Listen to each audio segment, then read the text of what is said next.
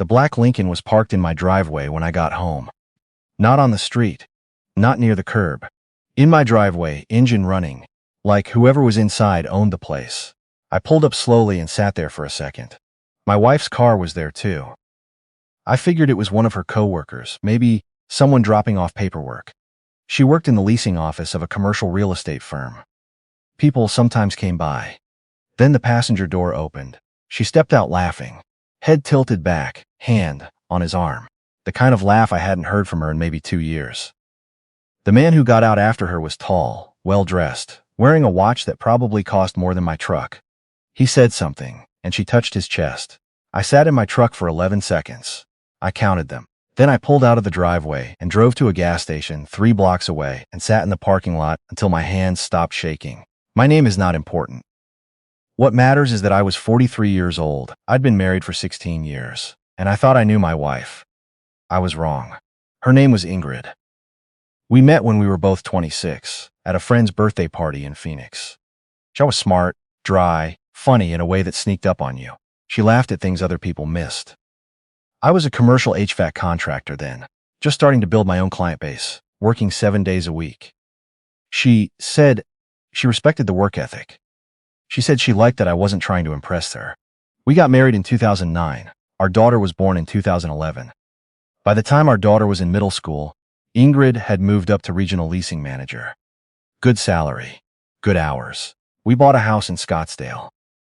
Life looked exactly like what it was supposed to look like. I never questioned it.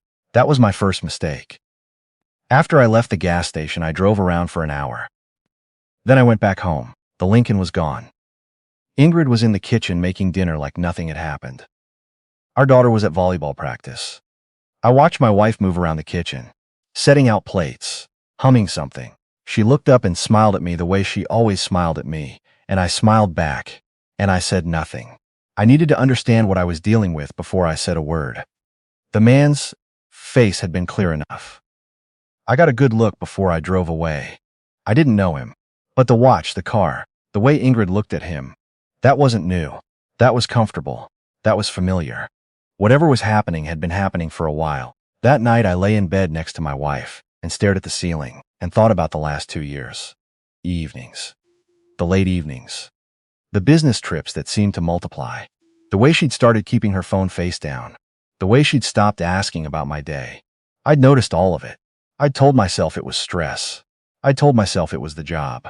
I told myself a lot of things. The next morning I called my friend Rowan. We've known each other since high school. He does private investigations now. Started his own firm about 6 years ago, after he left the sheriff's department. I told him what I saw. I told him about the Lincoln, the watch, the laugh. He was quiet for a moment. Then he said, "How long do you want to know about? Or do you just want to know who he is?" "Both," I said. "Give me 72 hours. He called me back in 48. The man's name was Clifton Beauchamp. He was 51 years old. He owned a commercial real estate development company, Nextcore Properties, with holdings across Arizona, Nevada, and New Mexico. His firm had done significant business with the leasing company where Ingrid worked. He was divorced. No criminal record. Net worth estimated north of $40 million. Rowan had photos. Ingrid and Clifton at a restaurant in Tempe. Ingrid and Clifton at what appeared to be his condo in Scottsdale. Timestamps going back 11 months. 11 months. I sat with that number for a long time. The thing about betrayal is that it doesn't hit you all at once. It comes in waves. The first wave is disbelief. The second wave is rage. Then something cold sets in underneath both of them, and that cold thing is the one you have to be careful about. That cold thing will make you do something stupid if you let it run. I didn't let it run. I called a divorce attorney instead. Her name was Pamela Stokes. She had 20 years of family law experience and an office in North Scottsdale. I sat across from her desk and laid out everything Rowan had given me. She looked through the photos without expression.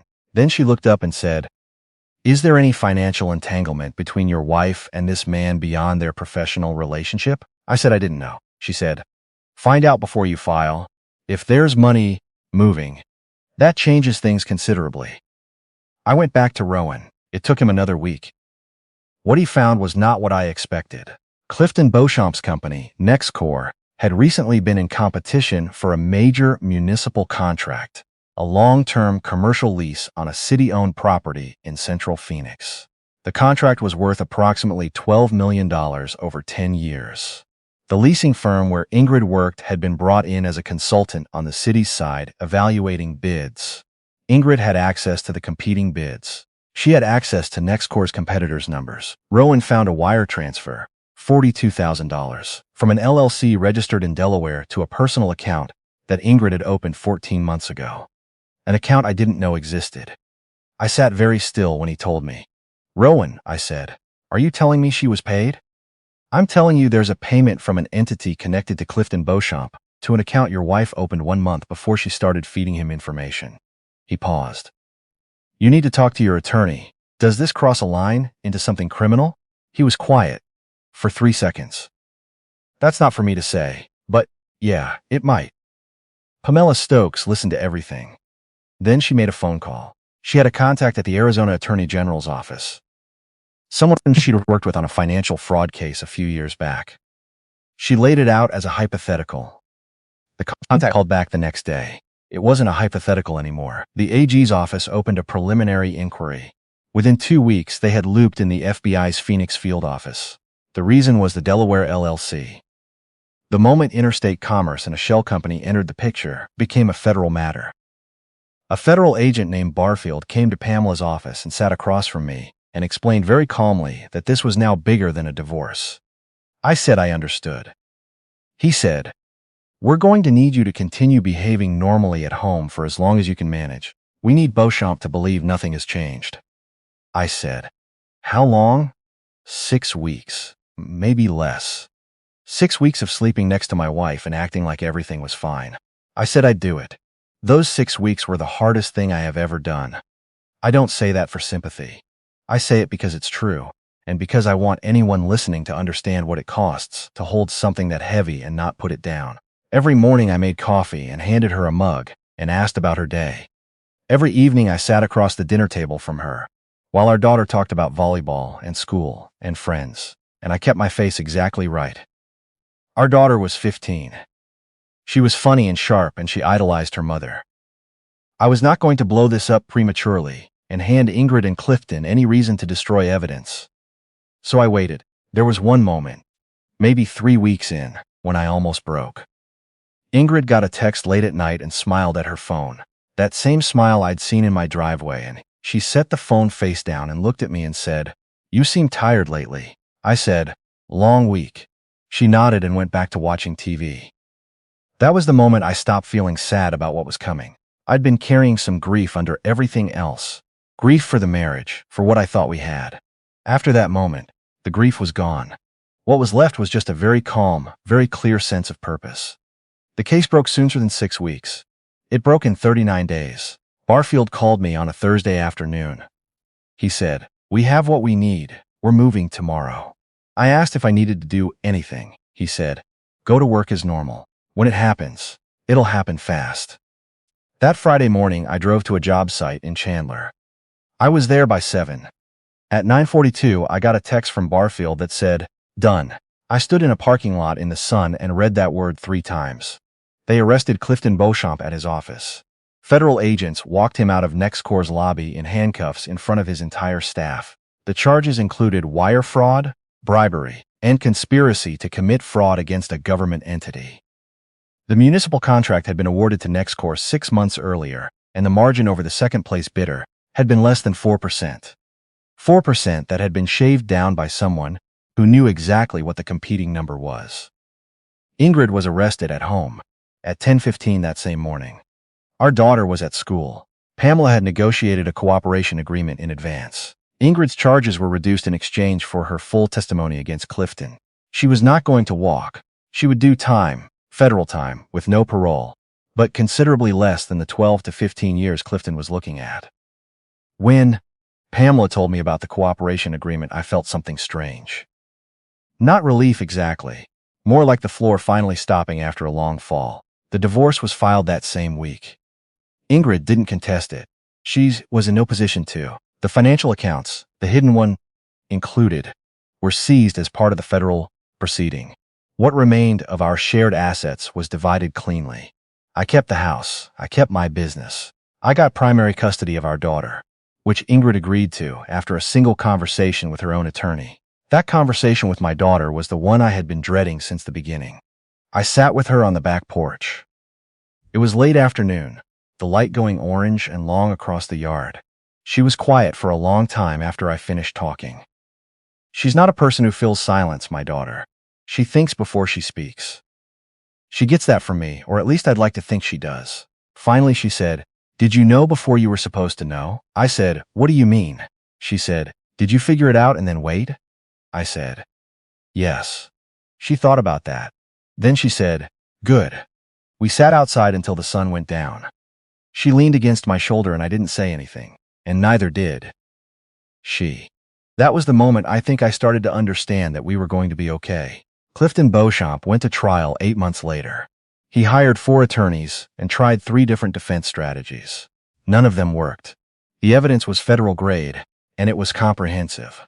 The wire transfers, the emails between him and Ingrid, with bid numbers, embedded in language designed to look like professional correspondence.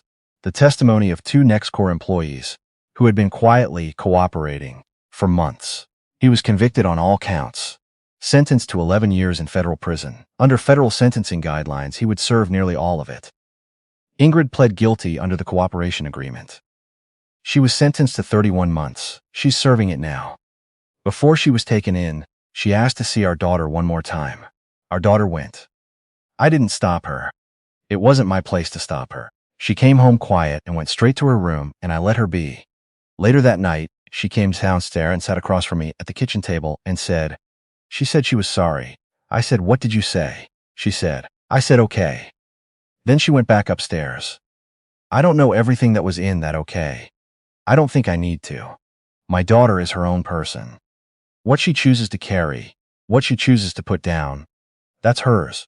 A few months after the sentencing, I was working on a job in Tempe. Big commercial retrofit, good contract, the kind of work I'd built my business to do.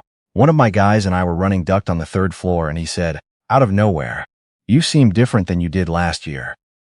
I said, "Different how?" He shrugged. "Less tense." I thought about that for the rest of the afternoon. He was right. I was less tense. I'd spent years, apparently, carrying a low-grade weight I'd stopped noticing because it had been there so long. The uncertainty. The half-finished thoughts I hadn't let myself finish. The things I'd told myself were stress and nothing more. That weight was gone. It wasn't that everything was easy now. My daughter still had hard days. I still thought about the marriage sometimes, about the early years, about the person I thought I'd known. I let myself think about it. I didn't make myself stop. But the tense thing, the held breath, that was gone. I want to say one more thing, because I think it matters. A lot of people, when they find out something like this, want to go confront the person, want to walk up to the car in the driveway and put their hands on the window and say something that will make the other person feel the size of what they've done. I understand that. I felt it. I didn't do it. I drove to a gas station, and I sat in a parking lot until my hands stopped shaking, and then I called the one person I trusted, and then I let the process work the way it's supposed to work. The judge who signed Clifton Beauchamp's arrest warrant didn't owe me anything. The federal agents didn't know me. The outcome wasn't personal for any of them. It was just the law, doing what the law is supposed to do when someone gives it what it needs. That's the part I want people to hear. You give it what it needs. You don't tip your hand early. You don't let your emotion outrun your intelligence. You build the thing carefully and you let it fall the way it's going to fall. The black Lincoln hasn't been in my driveway since that afternoon. My daughter made varsity this year. I've taken on 2 new commercial contracts and I'm looking at hiring another crew. Last week she asked me if we could go to the Grand Canyon over spring break. She'd never been. I'd never taken her. I said yes. We're going in April, just the 2 of us. I think that's enough for now. More than enough.